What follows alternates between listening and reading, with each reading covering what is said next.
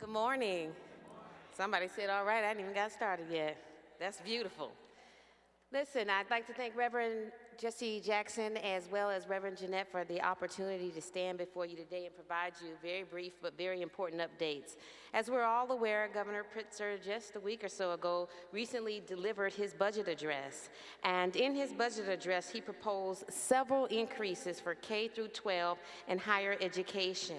More specifically, he proposed the following: $375 million increase for evidence-based formula, $100 million increase for early childhood block grant, $3.5 million for a match for the new federal Birth to 5 programs, $5 million increase for career and technical education, a $250,000 increase for educator misconduct investigations, 5% increase for universities and community colleges, as well as a 12.5% increase for monetary assistance programs, which provides financial supports to students who want to go to college. So what do we have to do now? He's done his part. What do we need to do? We have to follow the money.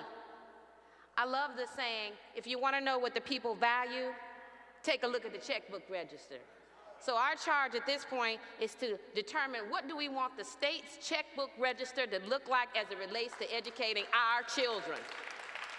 What do we want it to look like? We want it to look like an equitable distribution of the increase in funding that is being put forth. What do we want it to look like? We want our priorities to be clear. Today we had the honor to hear candidates for mayor for the city of Chicago. I'd like to charge us to make sure that those that are interested in representing us here and nationwide are clear about what our priorities are. I'm going to suggest that we have many priorities, but one of the top priorities, given some of the things that are occurring in Chicago right now, is to be aware of mental health issues and illnesses that our young girls and our young boys are experiencing.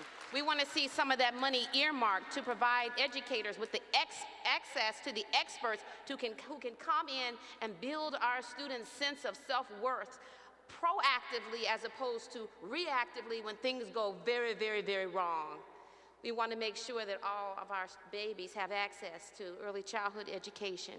We want the governor, via the allocation of these funds, to ensure that our schools have what we need, recognizing that if you distribute the monies that you're now going to put into the budget, equally, that means that our children will still be left behind because, unfortunately, some of our neediest students are in schools where they don't have the resources needed to be successful.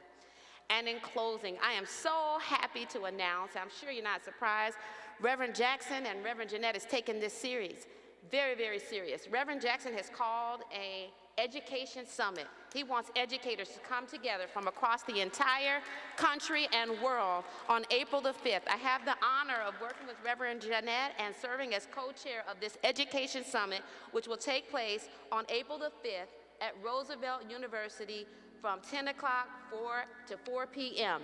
Our desire is to have you at the table so that you're not on the menu. Thank you.